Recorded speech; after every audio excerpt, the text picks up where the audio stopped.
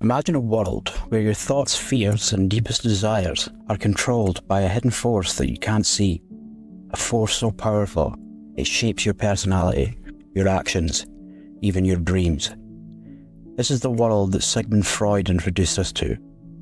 Before him, psychology was about what we could see and measure, observable behaviours, physical symptoms, and conscious thoughts. But Freud dared to look deeper. He proposed that the most powerful influences on our lives weren't the things we could see, but the ones buried beneath our awareness. At the time, this idea was shocking. In the late 19th century, psychology was still in its infancy. Many mental health conditions were dismissed as hysteria, and treatments were often brutal. Patients were restrained, isolated, or subjected to electric shocks. Freud's approach was radical. Rather than treating symptoms, he sought to understand their root causes by analysing the mind itself. Sigmund Freud was born in 1856 in the Austro-Hungarian Empire. He was a gifted child, fluent in multiple languages and fascinated by science. Originally training as a doctor, he became particularly interested in neurology, the study of the brain. But while working with patients suffering from unexplained psychological distress, he began to suspect that the key to understanding mental illness wasn't physical, but psychological. Freud proposed that the human mind isn't a single, unified entity, but instead divided into layers like an iceberg, where the deepest parts remain hidden beneath the surface. He called this hidden force the unconscious mind, and it would become the foundation of modern psychology. This idea wasn't just new, it was revolutionary. Freud theorized that the mind operates in three distinct parts.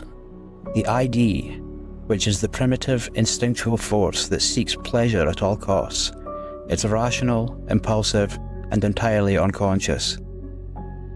The ego, which is the rational, decision-making part of the mind that mediates between raw instincts and the outside world. And thirdly, the superego, the moral compass, shaped by society, parents, and cultural values, constantly judging our actions. For Freud, this explained why humans often feel conflicted. Our ID urges us to seek pleasures without consequence, while our superego enforces rules, and our ego struggles to balance the two. So if unseen forces buried in our subconscious shape our actions, how much control do we really have? Freud's most groundbreaking idea was that human behaviour isn't always driven by rational thought. Instead, hidden forces, our unconscious desires, fears, and past experiences shape how we think, feel, and act. Before Freud, psychology focused on what people could consciously report about their experiences, but he argued that much of what influences us happens outside our awareness, below the surface. One of his most famous analogies was the iceberg model. The small, visible part above the water represents conscious thought, what we are aware of at any one moment. But beneath the surface lies the unconscious, a vast reservoir of hidden memories, fears, and desires that influence us in ways we may never fully understand. This idea explained irrational behaviours, why people repeat toxic relationship patterns, develop phobias without remembering their origins, or feel anxious without knowing why. According to Freud, these behaviours weren't random. They were the result of repressed memories and unresolved conflicts from childhood. And Freud believed he had discovered a way to access them. One of his most famous methods was dream analysis. He believed that dreams weren't just random images, but messages from the unconscious, symbolic expressions of hidden desires and fears. In the interpretation of dreams, Freud called dreams the royal road to the unconscious. He argued that even the strangest dreams had meaning, revealing our true desires, even those we were too afraid to admit.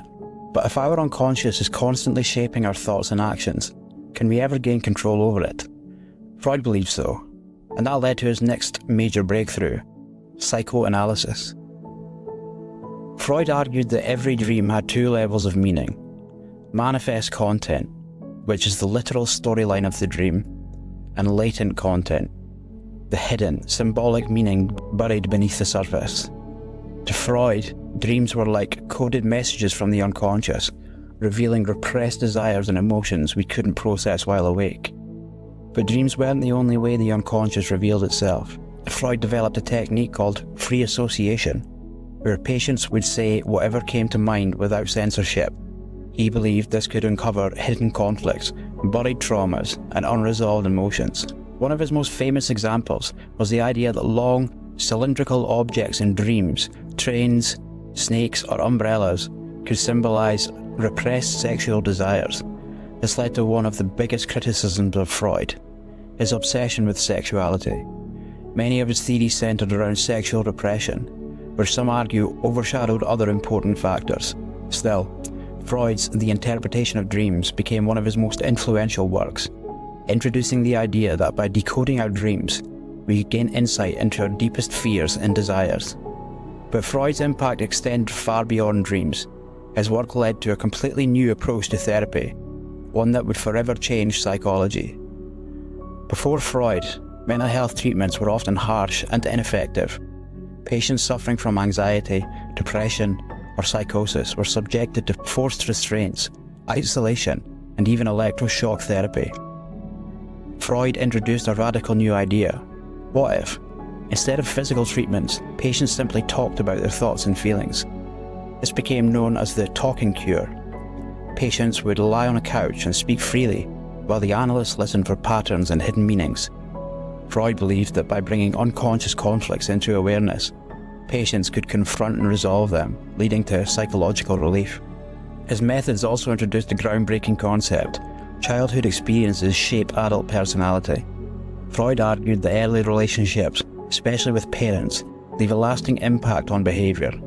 Unresolved childhood conflicts, he believed, could resurface later in life, influencing relationships, decision-making, and emotional well-being.